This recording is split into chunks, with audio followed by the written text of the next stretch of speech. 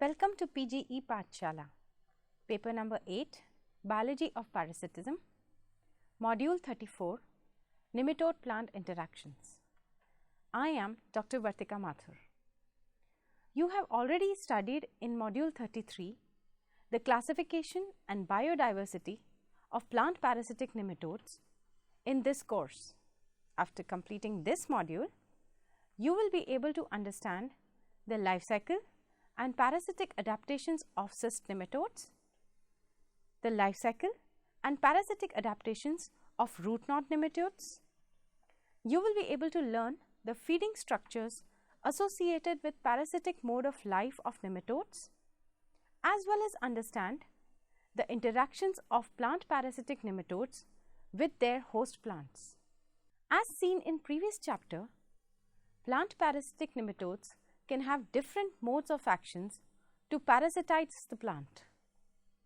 Sedentary endoparasitic nematodes show most sophisticated interactions with their host and are also responsible for the largest agricultural damage. Therefore, in this chapter, we will go more into detail into the life cycle and host plant interactions of the two most important groups of sedentary endoparasitic nematodes, that is, the cyst nematodes and the root knot nematodes. Within the group of cyst nematodes, two important genera, Heterodira and Globodira, are found. Species belonging to these genera have a rather narrow host range consisting of only one or few closely related plant families and are therefore considered to be specialists. For instance, Heterodira shachti, sugar beet cyst nematode, only parasitizes on plant species of Brassicaceae and Chenopodiaceae, while Heterodira avenue only parasitizes on Poaceae. In contrast, root knot nematodes have an enormous host range consisting of plant species belonging to numerous plant families and are therefore considered to be generalists. For instance, the host range of Meloidogyne incognita encompasses nearly all 250,000 flowering plant species. Let us move to the life cycle of cyst nematodes. The example I will use here is the life history of Heterodira shachti, described in detail by Rasky in 1950.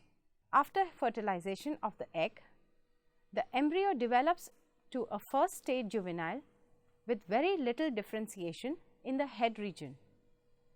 The first molt occurs inside the egg soon after the juvenile achieves full growth in length.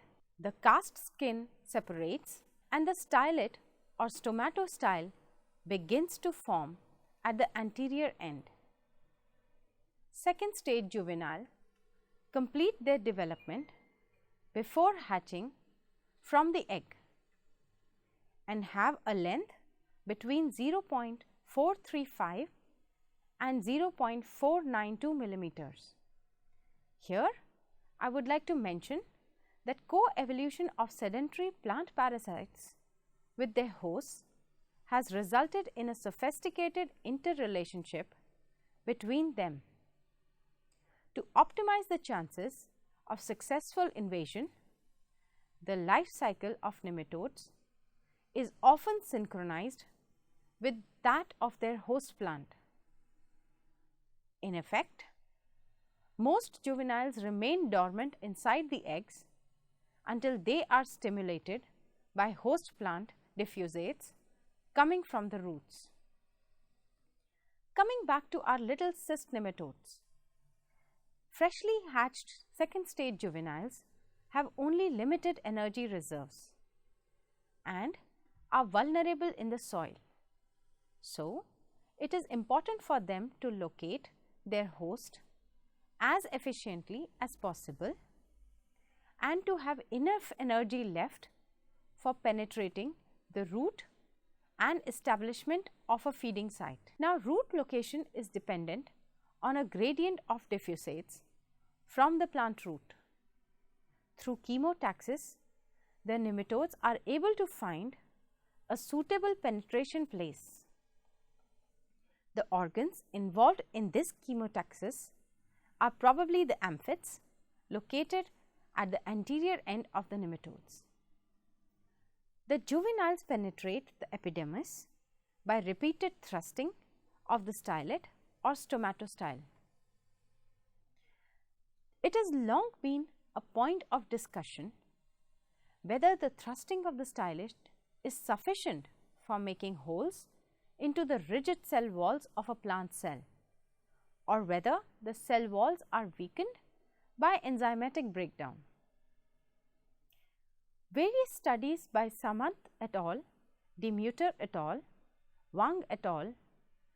In 1998 and 1999 and others demonstrate that juveniles are able to penetrate the rigid cell walls of the root by a combination of physical damage via stylet, thrust and enzymatic breakdown. Nematodes migrate intracellularly, causing a lot of cell death through the cortex towards the central cylinder of vascular tissue. Once in the vascular cylinder, juveniles select a parenchymal cell and carefully penetrate the cell wall with the help of their stylet without perforating the cell membrane. Here, you can see how the juveniles destroy and penetrate cell wall during the intracellular migration in the first two pictures. Repeat. And in the third picture, we see the induction of feeding cell by the root cyst nematode. The stylet remains protruded for about 7 hours within the initial feeding cell, and the metacarpal bulb stays motionless throughout. In this so-called preparation period, two visible changes occur. First, the density of secretory granules in the ampulla of both subventral glands decreases gradually from the 5th hour onwards, whereas the density of the secretory granules in the dorsal pharyngeal gland ampulla increases. The other change that occurs is the sudden shrinkage of the body volume due to defecation by the second stage juveniles. The juveniles that have completed the preparation become immobile, and the initial feeding cell develops into a syncytium. Juveniles feed on these syncytium during further development. It is thought that during the preparation period, the subventral gland secretions are passed into the intestine, where they would mobilize lipid reserves, while the intestine is transformed into an absorptive organ. From now on, repeated cycles of feeding and release of stylet secretions are observed. Feeding cycle is divided into 3 phases. In phase 1, stylet is inserted in the initial feeding cell in close contact with the feeding tube. Metacarpus makes fast pulsating movements. Nutrients are withdrawn from the cytoplasm of the syncytium. Muscles in front of and behind the pump chamber are contracted. In phase 2, stylet is retracted and moves very slowly in the stomatal cavity. Metacarpus is at rest and the restraining muscles are relaxed, so the secretory granules can accumulate in the ampulla. Stylet is reinserted accompanied by depletion of secretory fluids from the expanded valve membranes of the 2 subventral gland ampullae. In phase 3, there is release of secretory fluids from the ampulla of the dorsal pharyngeal gland, forming a new feeding tube. Repeat. It seems that one of the functions of stylet secretions is probably formation of feeding tube. which is a solid tube that appears in the cytoplasm of the plant cell just before the feeding of the nematode, and which is closely associated with the stylate orifice. It seems to act as a molecular sieve to prevent sucking in and of the substances that are too large, which could block the stylate orifice. The feeding tube stays attached to the tip of the stylate during food withdrawal in phase 1. It becomes detached from the stylate tip when the stylate is retracted at the beginning of phase 2. Soon afterwards, the stylate is reinserted and a new feeding tube is formed during phase 3. In vivo observations show that stylate is always surrounded by a zone of modified cytoplasm, which keeps large organelles away. Electron microscopy confirms that this zone is free of large organelles but rich in tubular endoplasmic reticulum. The feeding tube consists of an osmophilic wall and an electron translucent lumen containing membranous structures, most probably derived from the tubular endoplasmic reticulum, which is frequently attached to the tubes. A feeding plug consists of amorphous material located between the nematode head and the plant cell wall is built up by secretions of the amphids, or at least partially. Its functional role is supposed to be guidance of the stylate and attachment of nematode's head to the plant cell wall, so that nematode is kept in the same position. Once the second stage juvenile is able to feed, the development of nematode continues. After about a week, the second molt takes place, resulting in the development of third stage juvenile. From now on, the sexes can be distinguished. As the juveniles grow, cortex cells are pushed aside and the posterior part of the nematode protrudes out of the root. After a few days, the third stage juveniles, or J3, undergo a third molt. The vermiform fourth stage juvenile, or J4 male, does not feed and stays within the J3 cuticle. J4 females have a flask-shaped body and continue until the last molt. After the fourth molt, the adult males become mobile again, leave root and migrate into the soil in search of an adult female, probably guided by chemotaxis on pheromones detected by the amphids. After mating, adult males die. The female starts producing eggs.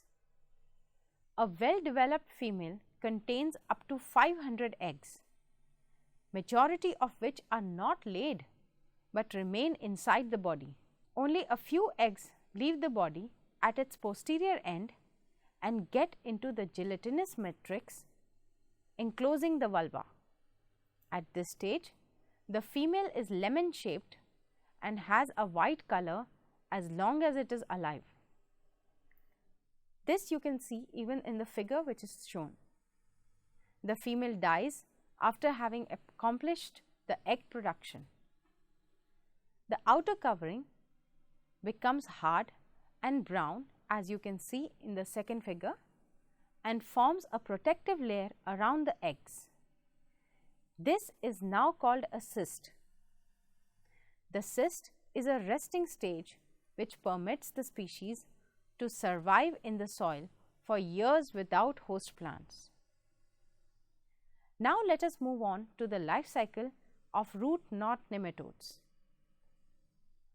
Although the life cycle of cyst and root knot nematodes is very much similar, there are some major differences, and we will see these differences as I walk you through the life cycle of the root knot nematodes. The freshly hatched second stage juveniles are attracted to the tip of the growing roots and usually invade in the region of elongation close to the meristematic zone. Epidermal and subepidermal cells are weakened and destroyed by head rubbing and stylet movements. As with cyst nematodes, cell walls are also weakened by cell wall degrading enzymes originating in the pharyngeal glands and released via the stylet. Once inside the roots, the second stage juveniles, equipped with only a small and tender stylet, are not able to migrate intracellularly to the vascular cylinder on the shortest possible route like cyst nematodes. Therefore, they first orient themselves in the direction of the root tip and migrate towards it intercellularly, causing much less cell damage. Once they reach the apex of the shoot, the second stage juvenile turn around and then destroy some of the meristematic cells above the apical initials. Then, non-destructive intercellular migration is resumed inside the vascular cylinder towards the zone of differentiation. There, initial feeding cells are selected. Instead of a syncytium, root knot nematodes induce several multinucleate giant cells embedded in a gall. Even then, and also during later stages, the head of the sedentary second stage juvenile is still able to move in all directions. The second stage juveniles now withdraw nutrients from the different giant cells. Feeding tubes produced by root knot nematode Meloidogyne incognita differ remarkably from those produced by cyst nematodes because they consist of a thick crystalline wall that encloses a smooth lumen. For M. incognita, about 2 weeks after infection, second stage juveniles start the second molt, immediately followed by the third and the fourth molt within the shed cuticle of the second molt. It means that the juvenile is unable to eat from the start of the second molt until the completion of the fourth molt about 5 days later. While most root knot and cyst nematodes show an amphimictic reproduction, some root knot nematode species such as Meloidogyne species reproduce by mitotic or meiotic parthenogenesis. In the parthenogenetically reproducing root knot nematodes, adult females continue feeding from the giant cells and start producing eggs which are deposited into a gelatinous matrix. Cyst nematodes induce formation of syncytium by partial cell wall dissolution. In response to the nematode stimulus, these cells rapidly enlarge. Central vacuole disintegrates into several small vacuoles and organelles such as endoplasmic reticulum, ribosomes, mitochondria and dictyosomes rapidly proliferate. Multivascular bodies are formed. Parenchyma cells react in a similar way. Partial cell wall dissolution between these cells occur a few hours later, followed by fusion of plasma membranes. Cell walls adjacent to the xylem tracheary elements become thickened and invaginated, probably to maintain sufficient solute transport. In the highly active nuclei, endo-reduplication of DNA takes place. A reduplication of the DNA is obviously necessary to maintain metabolically highly active state of syncytia. The syncytium expands by stimulation of neighboring parenchymus or pericycle cells, followed by their incorporation. Cell wall dissolves first by a gradual widening of plasmodesmata between the initial syncytial cell and the adjacent cells, and later by a locally controlled enzymatic breakdown of intact cell walls. Root knot nematodes induce multinucleate giant cells in the vascular cylinder. About half a dozen parenchymus cells are triggered by the nematodes to undergo repeated mitosis without cytokinesis. The multiple nuclei undergo series of endo-reduplication cycles that increase their DNA content several folds for the enhanced transcriptional and translational activity required for nematode development and reproduction. Nematode development and reproduction. As in the syncytium, several cytoplasmic organelles such as mitochondria, plastids, ribosomes and polysomes rapidly increase in number. The large vacuole disintegrates into numerous small ones. Invaginations of the cell wall adjacent to the xylem elements permit a rapid solute uptake. Here, I want to pose a question to you. What really causes induction of the feeding cells? Is it secretions from nematode amphids, or the secretions from other body orifice? Or is it the molecules that comprise the nematode surface coat? The answer to this is that it is really the contents of pharyngeal gland cells that are secreted through the stylet. In fact, the pharyngeal gland secretions have several functions, such as weakening of the cell wall during root migration, induction and maintenance of the feeding cells, formation of the feeding tubes, as well as the digestion of cytoplasmic contents of the feeding cells. Moreover, a recently discovered fifth function is influencing plant defenses and protection of nematodes against plant defenses. The types of secretions that are released by the nematodes depends on the developmental stages of the nematodes.